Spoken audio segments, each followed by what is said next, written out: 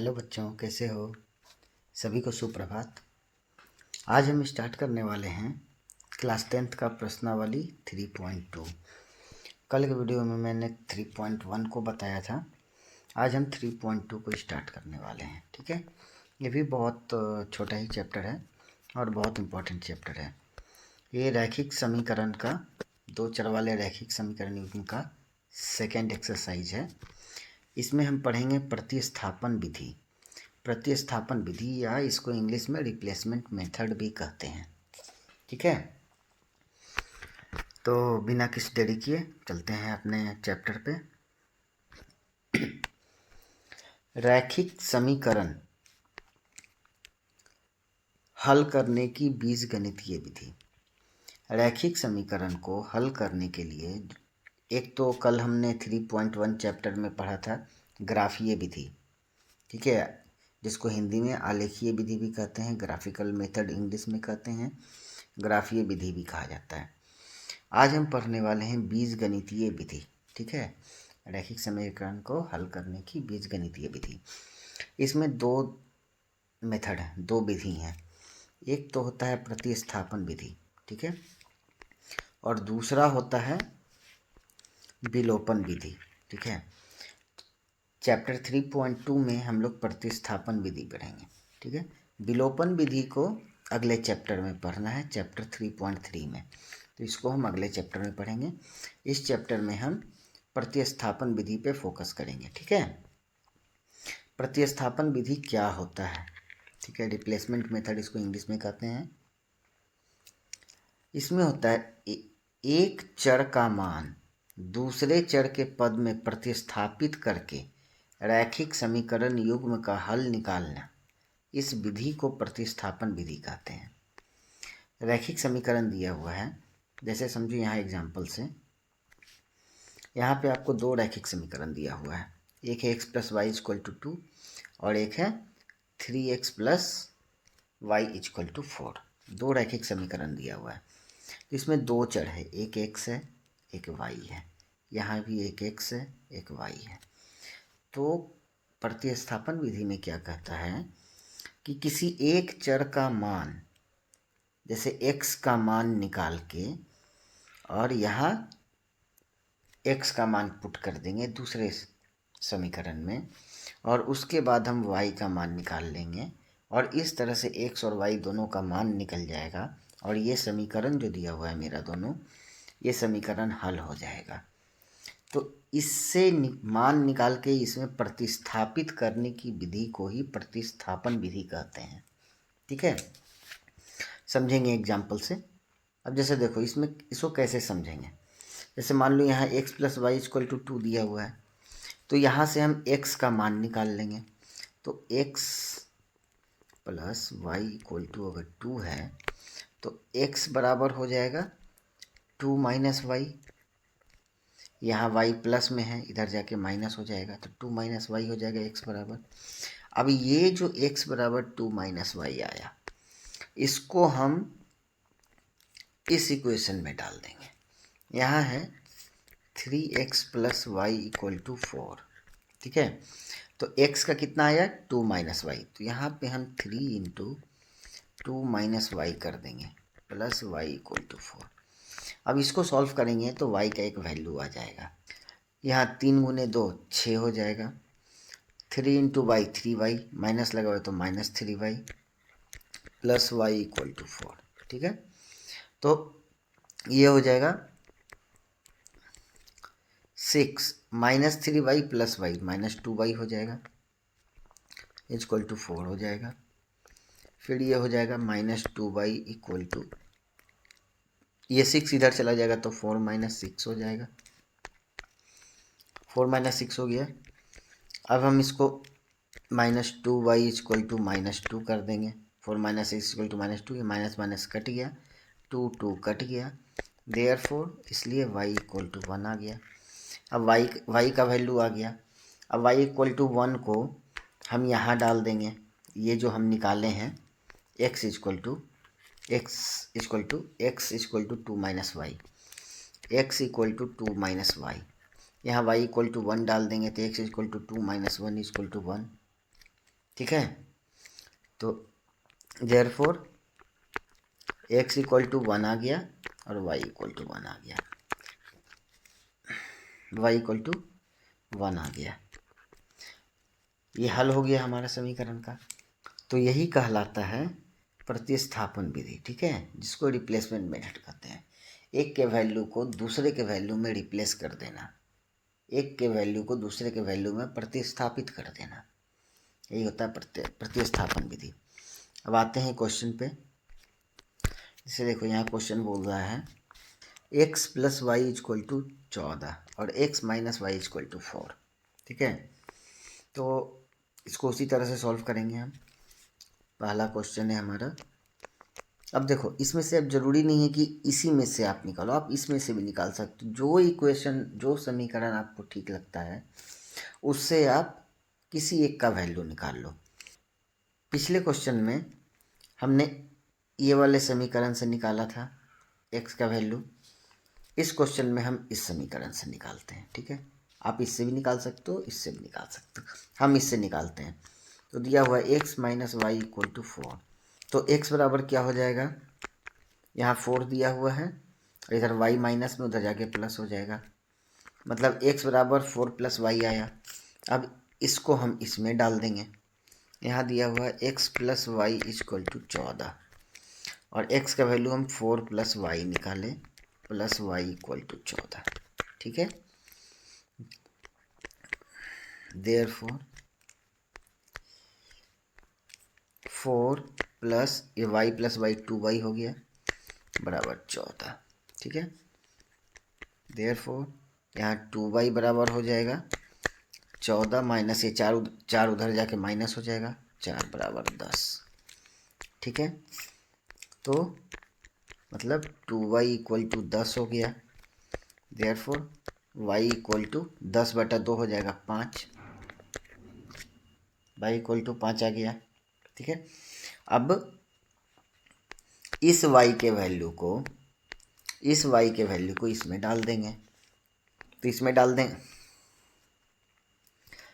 इसमें डाल देंगे तो क्या हो जाएगा, यहाँ हो जाएगा x बराबर 4 प्लस वाई है, तो x बराबर 4 प्लस y का वैल्यू 5 आया तो 5। Therefore x equal to 9, x का वैल्यू 9 आ गया। तो इसका आंसर क्या हो जाएगा, x बराबर 9, y बराबर 5। ये आपका आंसर हो गया, ठीक है। बहुत आसान है, बहुत इजी चैप्टर है, इसको आप अच्छे से प्रैक्टिस करोगे, बहुत इजी चैप्टर है। सेकेंड क्वेश्चन है हमारा, देखो 3x minus y equal to 3, 9x minus 3y equal to 9, ठीक है। सेकेंड क्वेश्चन को सॉल्व करते हैं। सेकेंड क्वेश्चन क्या दिया हुआ है, 3x minus y equal to 3, 3x minus y equal to 3 और दूसरा समीकरण है 9x minus 3y, 9x minus 3y equal to 9, ठीक है। ये एक समीकरण दिया हुआ है हमको, ठीक है। और हम इसको बनाते हैं। इस बार इसको ले लेते हैं, यहाँ से हम x का वैल्यू निकाल लेते हैं, या x का क्या y का वैल्यू इस बार निकालते हैं। 2 बार x का वैल्यू निकाले, इस बार हम y का वैल्यू निकालते हैं। तो यहाँ से देखेंगे अगर, तो y बराबर हो जाएगा माइनस वाई बराबर हो जाएगा 3 माइनस 3x, तो y बराबर हो जाएगा 3x माइनस 3, ये माइनस उधर जाएगा, ठीक है। तो y बराबर 3x माइनस 3 हो गया। अब ये y का वैल्यू हम इसमें डालेंगे, तो यहाँ है 9x माइनस 3y, तो y के जगह पे 3x माइनस 3 हो जाएगा, इतना बराबर 9 हो जाएगा। देयरफॉर 9x माइनस, ये 3 से गुना होगा तो 9x हो जाएगा और ये माइनस माइनस प्लस हो जाएगा, 9 इक्वल टू 9। अब देखो ये प्लस 9x है, ये माइनस 9x है, ये दोनों कट गया, तो आ गया हमारा 9 इक्वल टू 9। अब क्या करें, कहने का मतलब है कि यहाँ पे 9 इक्वल टू 9 तो आया, लेकिन यहाँ पे x का वैल्यू नहीं आया, तो जब x का वैल्यू हमको नहीं मिला तो हम बोल सकते हैं कि इस समीकरण में x के किसी भी वैल्यू के लिए कोई भी y का वैल्यू आएगा, ठीक है, और वो हर जगह पे सही होगा। जैसे x का वैल्यू यहाँ पे हम 1 देंगे, यहाँ पे हम 1 देंगे तो 3 माइनस 3 हो जाएगा, 0 y हो जाएगा।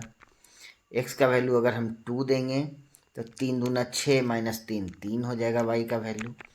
मतलब इसका अपरिमित रूप से अनेक हल होंगे, ठीक है। जब ऐसा कंडीशन आ जाए कि आप x या y आप निकाल रहे हो और आपको नंबर इक्वल टू नंबर आ जाए, ना तो x का वैल्यू निकले ना तो y का वैल्यू निकले, तो वैसे केस में कहेंगे कि इस समीकरण के अपरिमित रूप से अनेक हल हैं। क्योंकि आप यहाँ देख सकते हो, अगर x का वैल्यू 1 देंगे तो y 0 हो जाएगा, x का वैल्यू 2 देंगे तो y 3 हो जाएगा, x का वैल्यू अगर हम 3 दे देंगे तो y 6 हो जाएगा, 3 दे देंगे तो y 6 हो जाएगा।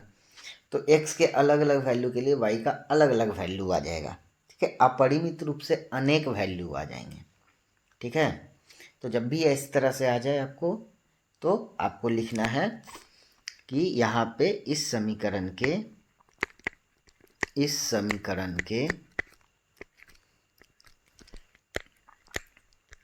अपरिमित रूप से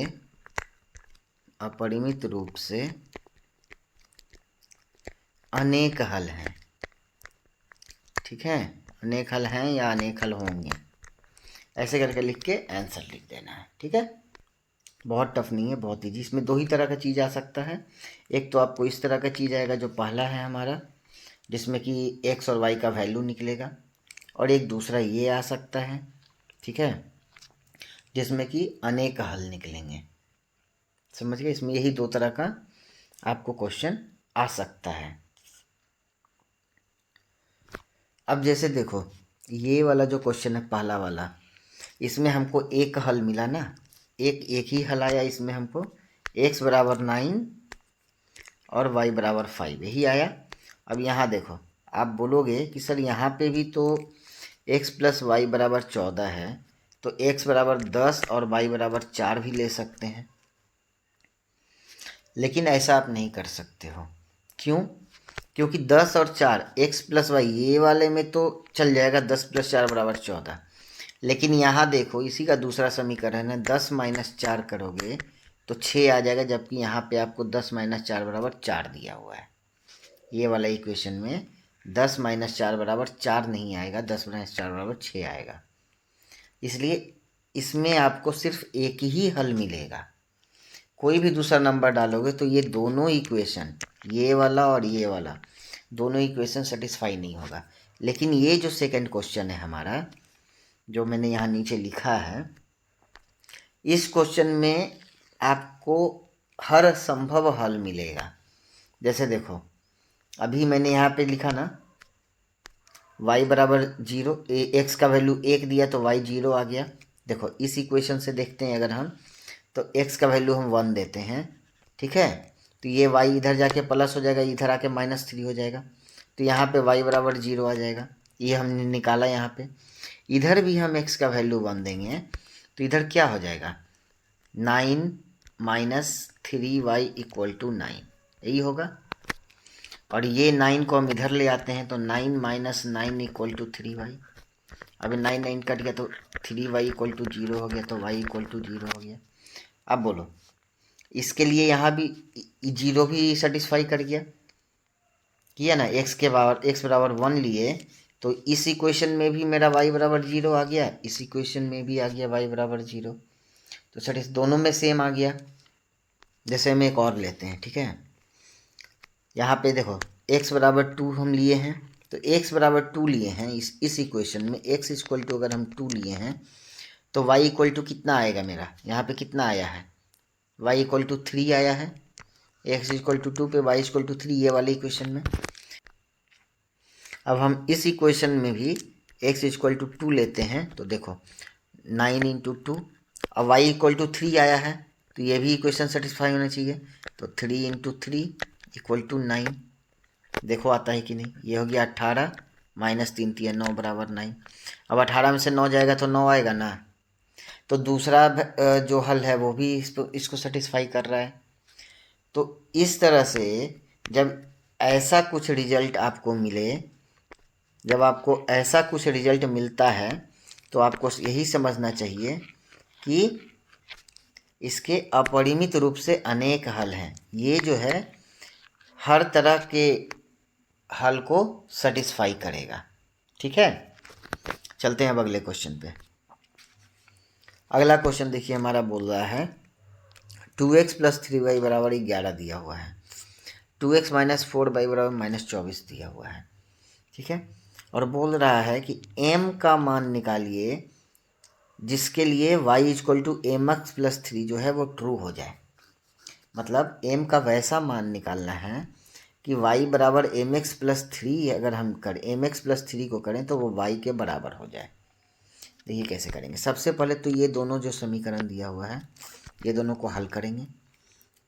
2x प्लस 3y बराबर 11, ठीक है, और दूसरा है 2x माइनस 4y बराबर माइनस 24। ठीक है, अब हम इसको हल करेंगे। चलिए यहाँ से हम x का वैल्यू निकालते हैं। तो x बराबर क्या हो जाएगा, पहले 2x बराबर यहाँ हो जाएगा 11 माइनस 3y। ठीक है, तो x बराबर हो जाएगा 11 माइनस 3y बटा में 2। ठीक है, अब ये जो x का वैल्यू आया इसको हम यहाँ डाल देते हैं, इसमें डाल के हम y का वैल्यू निकालेंगे। तो यहाँ हो जाएगा क्या दिया हुआ है 2 into 11 minus 3y divided by 2 minus 4y equal to minus 24। ठीक है, ये 2 2 कट गया तो क्या बचा, यहाँ पे बचेगा 11 माइनस 3y और minus 4y equal to minus 24, ये बचा।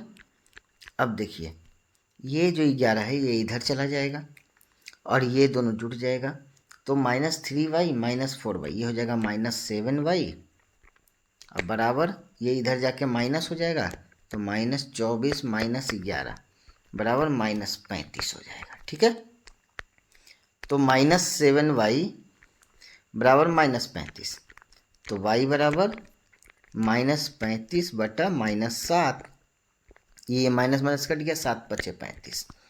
देयरफॉर y इक्वल टू हो गया मेरा 5। ठीक है, अब ये जो 5 आया मेरा, ये जो 5 आया इसको हम इसमें डाल के x का वैल्यू निकालेंगे।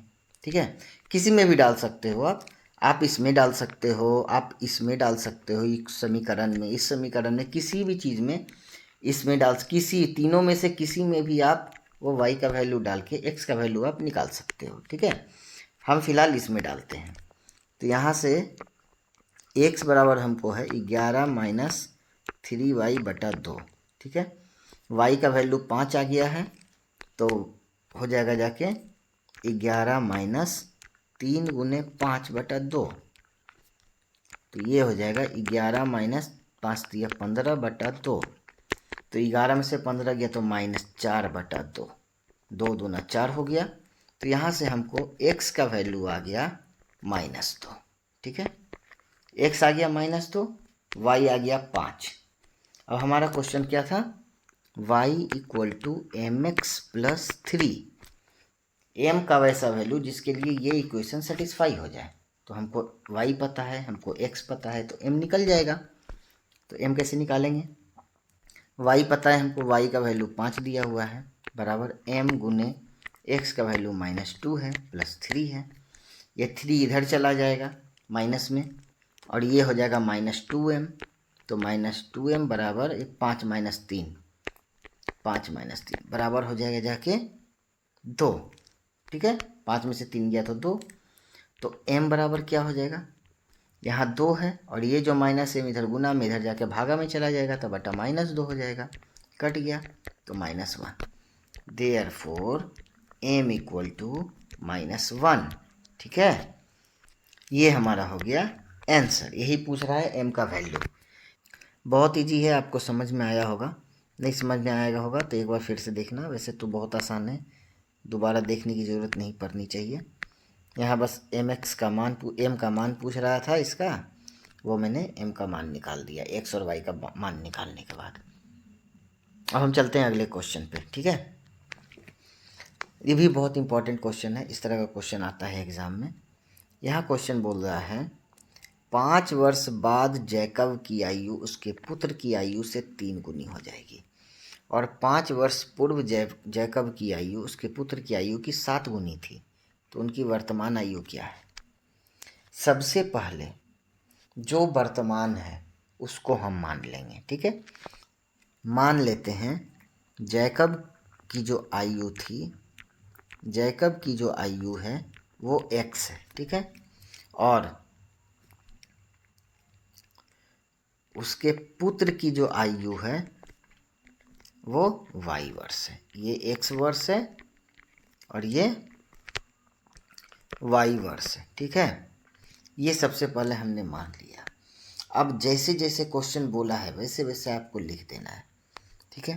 पहला लाइन बोलता है 5 वर्ष बाद जैकब की आयु, मतलब अभी से 5 वर्ष बाद, तो अभी कितना है, अभी x है, तो 5 वर्ष के बाद x + 5 हो जाएगा उसका एज, आयु उसके पुत्र की आयु से 3 गुनी हो जाएगी, तो उसके पुत्र की आयु से 3 गुनी हो जाएगी। तो अभी उसके पुत्र का आयु कितना है, y, तो 5 वर्ष बाद उसके पुत्र की आयु क्या हो जाएगी, y + 5। अब बोल रहा है कि जैकब की आयु उसके पुत्र की आयु से 3 गुनी हो जाएगी, मतलब ये 3 गुना हो जाएगा। तो बराबर करने के लिए उसके बेटा में हम 3 से गुना कर दें तो ये दोनों बराबर हो जाएगा। जैसे मान लो ये अगर इसका बेटा 10 साल का है और ये 30 साल का है, तो बराबर करने के लिए 10 में 3 से गुना कर देंगे तो 30 हो जाएगा। उसी तरह से हमने यहाँ पे गुना कर दिया, ठीक है, समझ में आया। तो ये हमारा एक समीकरण मिला। ये एक, इसको हम समीकरण के रूप में लिख लेते हैं। ये हो जाएगा x + y बराबर 3y + 5 × 3 15, और इसको हम इधर ले आते हैं x - 3y बराबर, ये 5 इधर जाके माइनस हो जाएगा तो 15 - 5 10। ये हमारा पहला समीकरण मिला, ठीक है। अब हम देखते हैं दूसरे लाइन में क्या बोल रहा है। दूसरे लाइन में बोल रहा है 5 वर्ष पूर्व, मतलब अभी से 5 साल पहले, तो अभी जैकब की आयु x वर्ष है, तो 5 साल पहले x - 5 हो जाएगा। उसके पुत्र की आयु की 7 गुनी थी, तो 5 वर्ष पहले उसके पुत्र की आयु कितनी थी, वो थी y - 5। अभी y है तो 5 साल पहले y - 5 हो जाएगी। और बोल रहा है कि जैकब की आयु उसकी पुत्र की आयु से 7 गुनी थी, तो यहाँ पे हम 7 से गुना कर देंगे तो ये दोनों बराबर हो जाएगा। तो ये हमारा दूसरा समीकरण बनेगा x - 5 बराबर, ये हो जाएगा 7y और 7 × 5 35, तो -35। अब x - 7y इक्वल टू, यहाँ -35 से और ये 5 उधर जाके प्लस हो जाएगा तो -30 हो जाएगा। ये हमारा बन गया दूसरा समीकरण। अब देखिए हमको दोनों समीकरण मिल चुका है। अब हम क्या करेंगे, इस समीकरण से x का वैल्यू निकाल लेते हैं। तो x - 3y बराबर 10, ठीक है। तो x का वैल्यू हो जाएगा जाके, ये 10 है, तो x का वैल्यू हो जाएगा, x बराबर हो जाएगा 10 + 3y। ये x का वैल्यू निकल गया। इसको हम यहाँ पुट कर देते हैं x के जगह पे, तो यहाँ हो जाएगा 10 + 3y - 7y बराबर -30। -3 + 7 तो -4y हो जाएगा, बराबर इधर -30 है और ये 10 इधर प्लस में इधर जाके माइनस हो जाएगा तो -10 हो जाएगा। तो y -4y बराबर हो जाएगा -40। माइनस माइनस कट गया, 4 से कट गया 10 बार में, तो देयरफॉर y बराबर हो गया 10 वर्ष, ठीक है। y मेरा 10 वर्ष आया। y किसका आयु था, जैकब के पुत्र का। अब ये जो y आया मेरा, इसको हम यहाँ पुट कर देंगे। यहाँ हो जाएगा x बराबर 10 प्लस 3 गुने 10, तो ये हो जाएगा 10 प्लस 30। इसका मतलब देयरफॉर x बराबर हो गया 40 वर्ष। मतलब अभी जैकब की आयु 40 वर्ष है और जैकब के पुत्र की आयु अभी 10 वर्ष है। तो ये आपका हो गया आंसर। ठीक है, x बराबर 40 यहाँ लिख देना होगा, अर्थात जैकब की आयु x बराबर 40 वर्ष और जैकब के पुत्र की आयु y इक्वल टू 10 वर्ष, 10 वर्ष। ठीक है, आई होप कि आपको आज का ये वीडियो समझ में आया होगा, यहाँ के सारे क्वेश्चन समझ में आए होंगे। अगर आपको किसी भी क्वेश्चन में कोई भी कन्फ्यूजन है तो आप कमेंट में पूछ सकते हो, मैं उस क्वेश्चन को फिर से बताऊंगा। या इस चैप्टर में और भी बहुत सारे क्वेश्चन हैं, उस क्वेश्चन में से कोई भी किसी भी क्वेश्चन में आपको कोई दिक्कत होता है तो आप हमसे कमेंट में पूछो, मैं उस क्वेश्चन को सॉल्व करके आपको बताऊंगा। अगर आपको हमारा वीडियो पसंद आता है तो लाइक कर देना, नहीं पसंद आता है तो डिसलाइक कर देना, लेकिन दोनों ही केस में हमारे चैनल को सब्सक्राइब कर देना, क्योंकि हमारे चैनल पर सीखने के लिए बहुत कुछ है। मिलते हैं अगले वीडियो में, तब तक के लिए जय हिंद।